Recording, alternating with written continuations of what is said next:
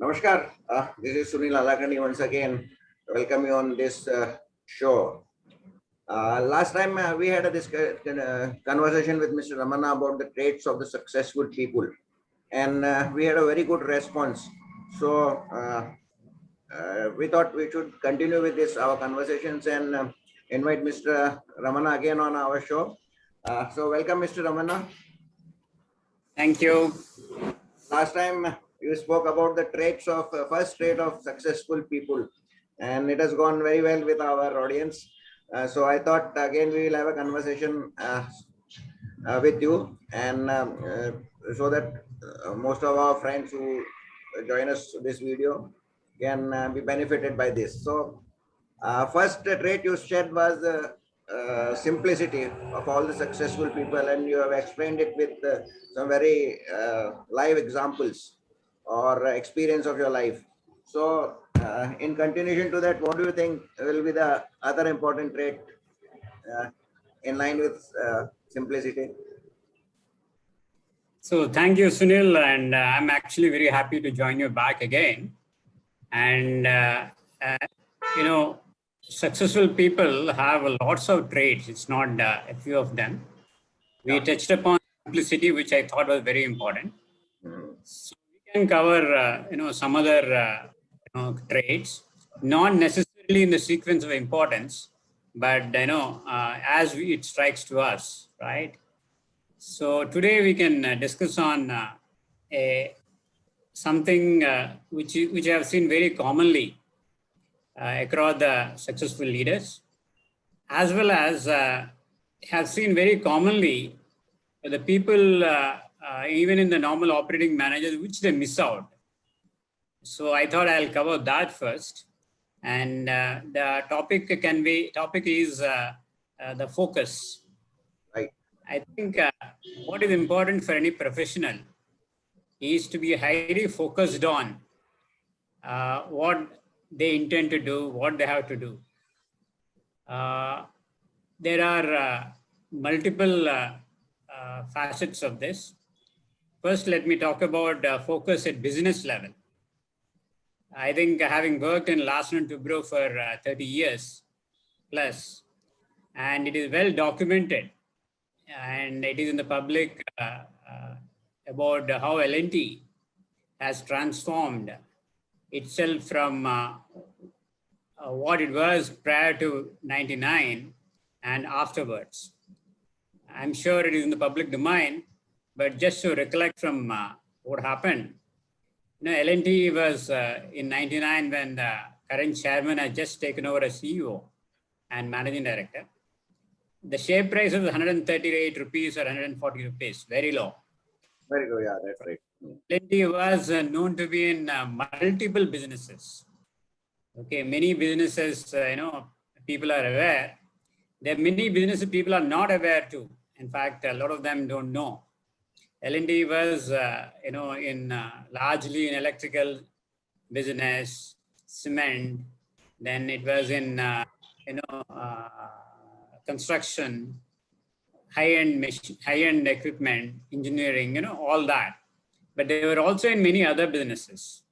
So one of the reasons why the stock price was very low at that point of time, after a lot of analysis by Mr. Nayak when he has taken over as a CEO, was that people said that we don't know what L&T is, because attention to being in too many businesses gave an impression that you're not focused.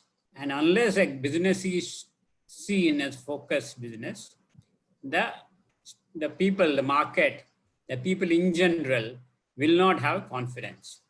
I guess subsequently lots of steps were taken in L&T in terms of how to focus, what are the core businesses, what are non-core, how do we exit non-core businesses. So it's a well documented one. So focusing on few would be something which is important even at a business level. In fact, if I heard Mr. A.M. Nayak in so many meetings in the last 25 years, one word you would have definitely repeated n number of times in any addresses, in any meeting, is focus. When any business, wanted to go for open a new business in a new country, for example, one question would always be asked: would you like to spread your resources thin in many countries, or would you restrict to a few countries? So if you see, Larsen & Toubro is very big outside India in Middle East. They didn't go around all over the place. So so I think anyone who is at a very business head level should watch in terms of what all the geographies I want to cover, how many countries I want to cover, or even in India, if somebody is a domestic company, which all states I would cover, what's important. It's not necessary that you spread your resources thin across. Similarly, products, one has to be also very clear on what all the products you would focus and not make a huge product range just for the sake of saying that I'm in so many products. Because the moment a large number of products which you want to offer, obviously there'll be pressure on the talent that you have, the pressure on manpower that you have, the amount of time you will have to spend in each one of them, amount of money that you may have to spend in equipment.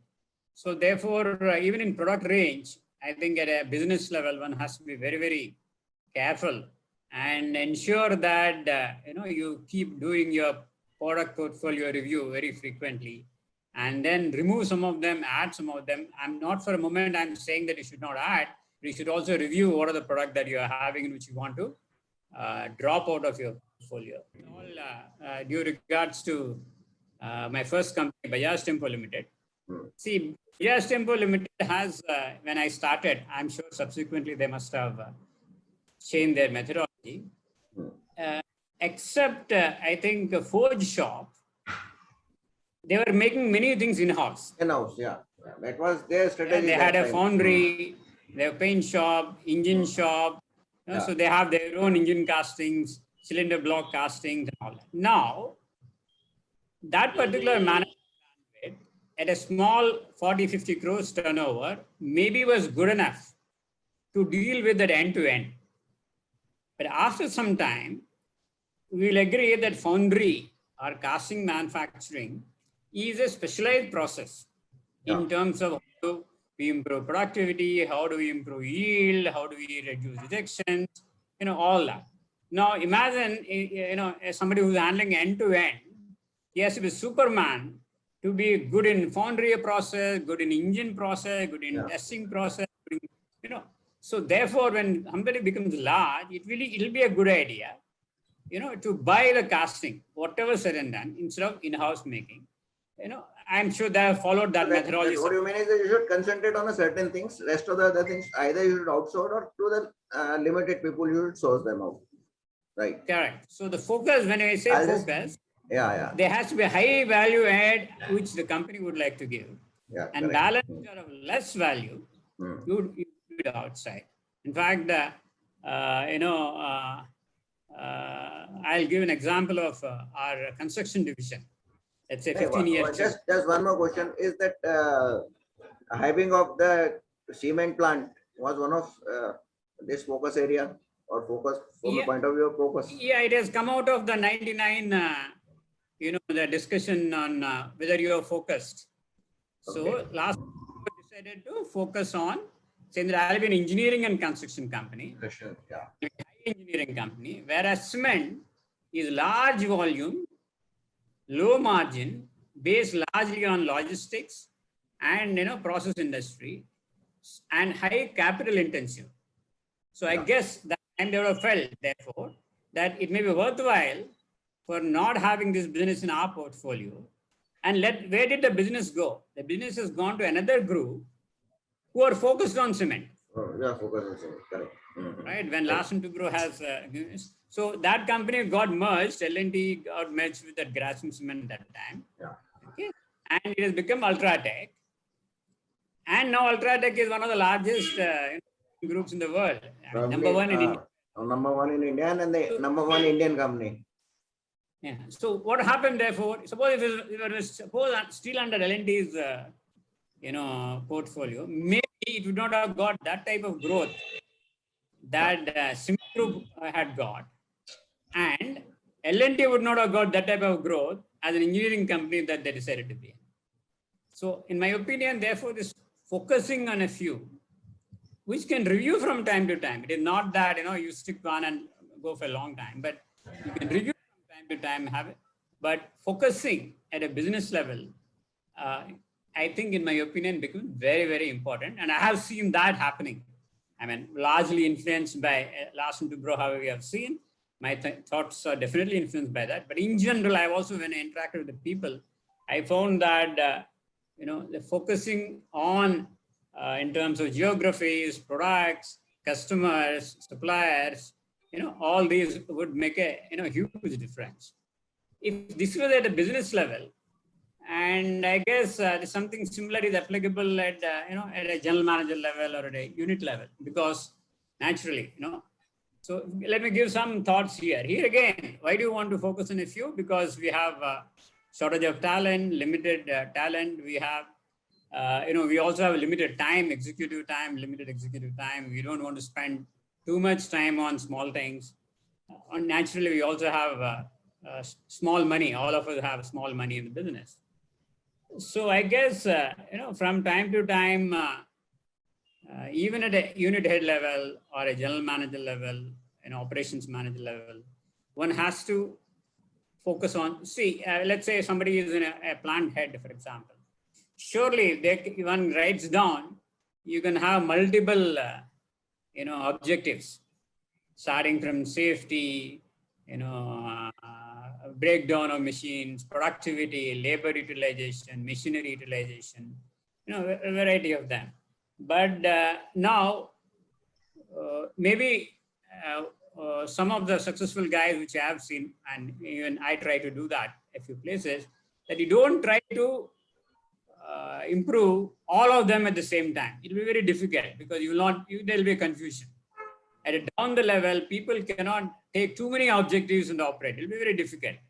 So you take a theme in a year. This year it could be cost reduction theme.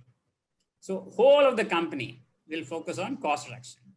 Some other day it could be, on-time delivery. So I will bring down the cycle time such way that, I deliver to the customer in 3 weeks time. If it is earlier 4 weeks, now I do it in 3 weeks, something of that nature.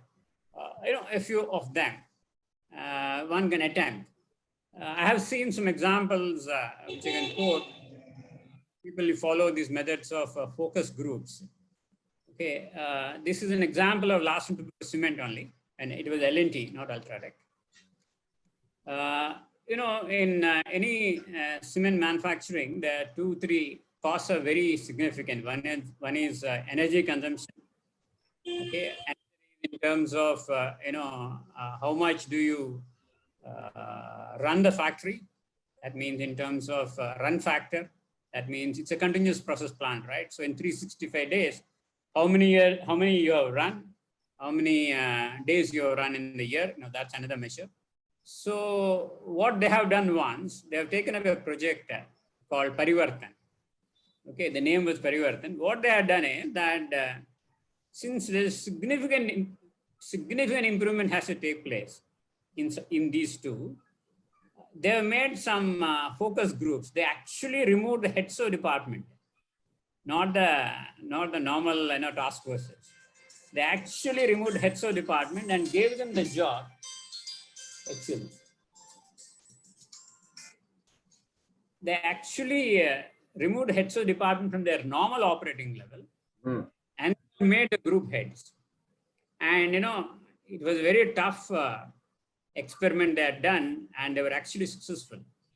So a gentleman who was heading a mechanical maintenance department, for example, running that operations and running for 200-300 days or 365 days or 310 days or 365 days. He's responsible for maintenance, planning, execution, all that.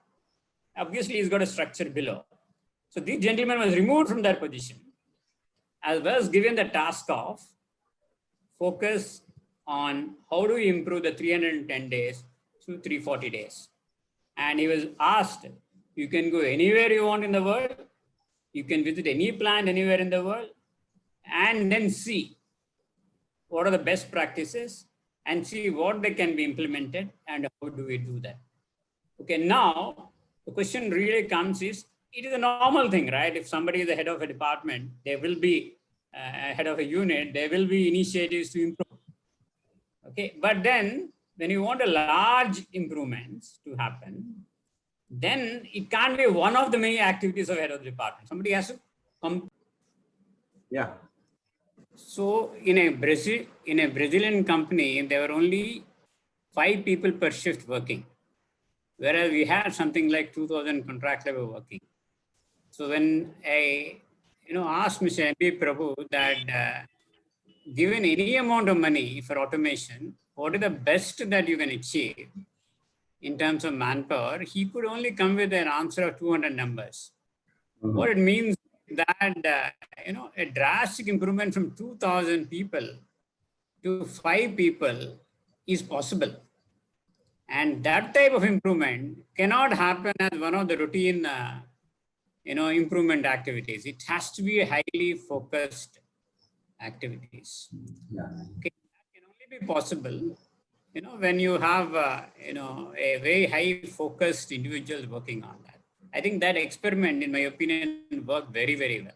So in case I have to advise the general managers or unit heads or, plant heads, they should identify some very good people, give nothing else, but only this, and give them all freedom to check what are the best practice in the world, and then how it can be better.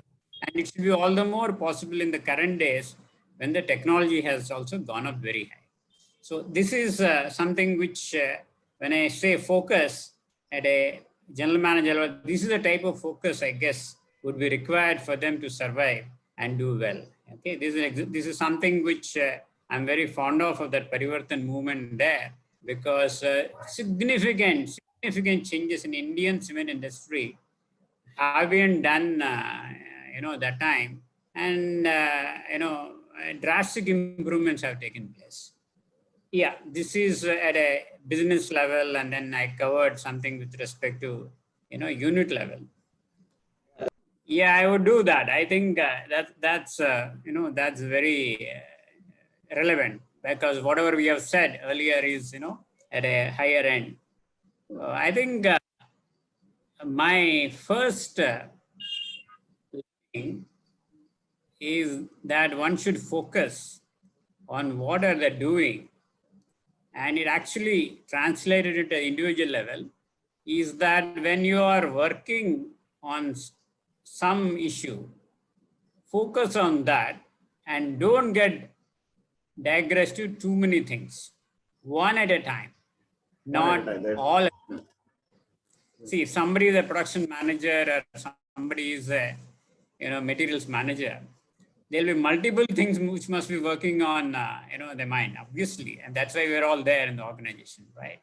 But I guess if we allow our mind to digress or work on many things at the same time, it doesn't work. I think even scientifically it is proven that the mind can work on only one at a time. And if somebody says I'm working on 2 things at a time, is actually not true. I think my first lesson on this has come from one of my favorite bosses and from my first company, Mr. N.C. Mehta. Yeah. Mr. Mehta, he was, had, maybe you recollect, because we worked together at the time. He was earlier heading sales and marketing of Bajaj Tempo Limited, and moved into Pittsburgh plant as head of the plant. Operations. Right.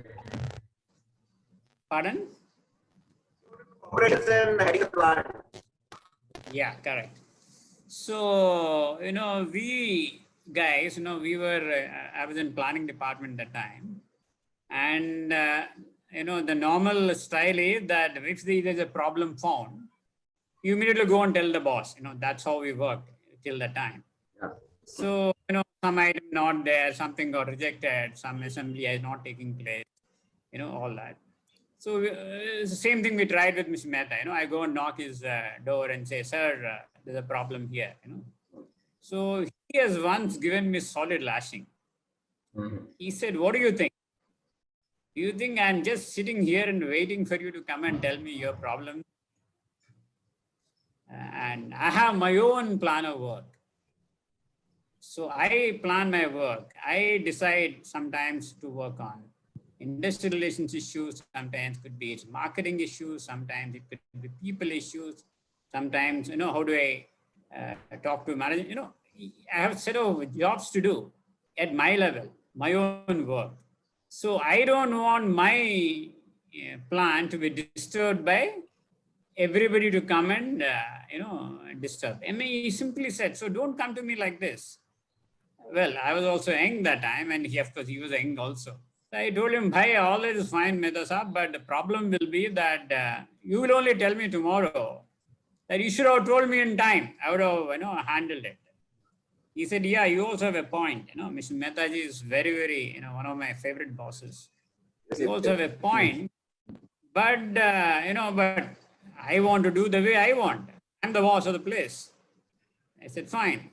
So we actually came to an agreement that if I have something, in my opinion, to convey to him urgently, I will not knock the door and I'll leave on a piece of paper, write on a piece of paper and leave it with the secretary and come off. And after that, it becomes his responsibility to get in touch with me to understand. But as far as I'm concerned, I've informed him on the time when I left the chit in his, in a chit. So that's the first time I understand somebody saying that, I want to go the way I plan. And I'm sure you also would have come across him. Those days, which is subsequently much common, those days used to have those, spiral bound sheets. You would write there, and you would write all those things which you discuss with me, Mr. Jain, Mr. Sabharwal, you write below that. So such systematic. So therefore, when he's talking to Mr. Jain or Mr. Sabharwal, he'll cover all the points related with Mr. Sabharwal, focusly, not getting disturbed with any other issue which may be happening elsewhere. Yeah, I think that type of focus then will bring in your own productivity, because that time you're not getting disturbed with other things. You will be able to focus on one item. Okay, I remember this question I also once loosely mentioned to Mr. H.K. Firodia those days in 82, 83, or 85, I think. We have taken a lot of time to prepare an application for a phased manufacturing program to be submitted to the government. And, those days you have to type and, get those annexures added and all that. And we sent the draft to him. I went all the way to that. In Pune plant, we used to call what is called White House. That's where MD's office is. So I went all the way and gave it and came back. And within 45 minutes, that whole big bunch of file has come back with his going through and making comments in each page or each paragraph. So I asked Mr. Ramakrishnan, how is it possible that he was able to go? He said, that is what is the very important character. Once you are working on some subject, from entire energy, focus on that. Don't get allowed to be diverted and focus on that. It would, it would work. And that is what is something which one has to, sort of learn. When I go back to another example of one of my bosses, Mr. Kumar, one gentleman called J. Kumar. This was when I was in a plant, when I was heading a plant in Jharsuguda, Orissa cement plant. And that unit had a history of, no profit. I mean, only 1 or 2 years profit in the last 12 years. And when I went there, so, Mr. Kumar would ask me suddenly, rang up and would ask, hey, where are you? I said, I'm in the factory. He said, what are you doing in the factory? I said, I'm there, reviewing something. So you would say, no, your factory, you only have work for 1 hour. Half an hour with the production department, half an hour with the dispatch department. Balance 6 hours, 7 hours, you have to focus on bringing large scale improvements. And the large scale improvements are required, especially for that plant, because it was not doing well all these years. You have to turn around that plant. So in case you want to have a large, raw material contracts, which requires you to travel, meet people. Fly ash is one of the raw materials. So you have to tie up with the power plants nearby, or work with the, L&T, Hawaii, or somebody, how you improve the productivity of the mills that you are doing. How do you maintain a relationship with the railways so that you get the rakes on time, or other cost reduction items. So you would say that don't get into this routine, that the amount of lot of routine work could be there, but don't get your attention diverted to that. You have to focus on the 3, 4. That is what I expected, because the contribution to the factory would be in that. So, I mean, that is another example of how we talk about, focusing on a few things. I remember that I will now give an example of how something can be, if you don't focus, how you can get into a slippery mode. I'll give an example of, this is one thing which I had given always is, we had once a meeting, a production meeting in one of the cement plants, production meeting typically. And just to give some brief background, there would be something called a crusher, where a mined product of limestone comes to the crusher and it gets crushed into small, from 1.5 meter wide rocks to 25 millimeter size. That's a crusher. So the difficulty there is that it'll be a big equipment, obviously. And by chance, if somebody keeps 2 meter rock instead of 1.5 meter rock, it can get stuck and can create a bridging action. Thereby the plant comes to a stop, right? So on a particular day, this particular thing has happened and we are all in the production meeting, right? The head of production, reviews, and he says, he talks to the head of maintenance. Hey, what happened here? Why did that big boulder get stuck in that hopper of that crusher? And gentleman, head of maintenance, he looks around and says, what happened, boss? This actually, this fell in the slightly diagonally, and there's already another boulder below, and because of that, he gives an explanation, or he starts to give an explanation. He goes to the board and draws the, how the hopper looks like and all that, and then he hands over to his next gentleman. Okay, one gentleman, a manager. Hey, Mr. Basu, would you like to explain? Something like that. He would hand over to somebody. And Mr. Basu now will get up to explain, to say that, this is what happened and what could have happened. It happened the night, something you would say, and my supervisor would not be there at that point of time. And then he'll pass on, he'll look around and look at one, one gentleman with the name Venkat. Hey, Venkat, do you please explain? I don't know, Venkat gets up. Venkat is a junior most, some, senior engineer or, something like that, junior most in the structure. So you would get up to actually explain and tell the reason. Okay, which is something like, and the gentleman can't speak English fluently. He'll have to, being a South Indian, will be able to speak in broken Hindi. And he'll actually explain, the problem was possibly that, the mines fellows, where it's manual operations, somebody wanted to play a trick, have a holiday type. So he came and dumped a big boulder there. And therefore it got stuck. It'll take 6 hours to remove, then 6 hours they have a holiday, they enjoy. This is actually the problem. This is an industrial relations problem, actually. Right? So this fellow would like to explain that, right? In his broken Hindi and broken English. Now, what happens? So what are the subjects? Subject is the breakdown of that. Suddenly the boss, somebody takes off. I told you, this guy's communication skills are terrible. He can't even explain what happened in that,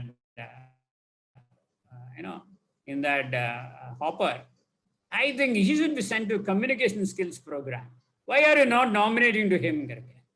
And suddenly there'll be an HR guy in that meeting, right? The HR guy, no, sir, actually, last month we had that, a program on communication skills. I have written to all heads of departments to nominate.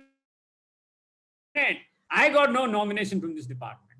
And suddenly this particular breakdown discussion goes off this thing. And it becomes, training related program, attendance to training program, why people are not getting nominated, all that.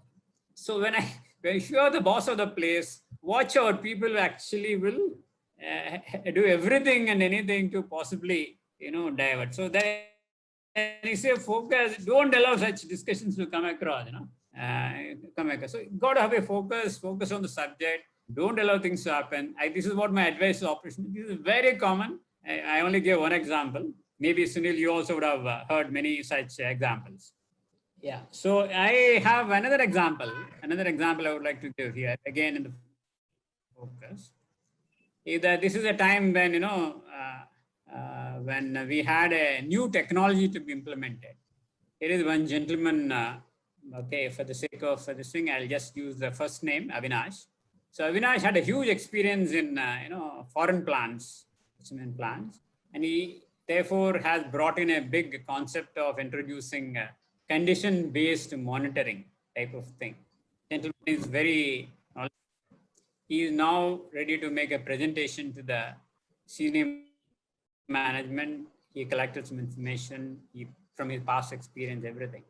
But what happens is that, his focus should be to present to the management, nothing else at that point of the time. But as he's walking in, somebody made a small comment that half knowledge is very dangerous.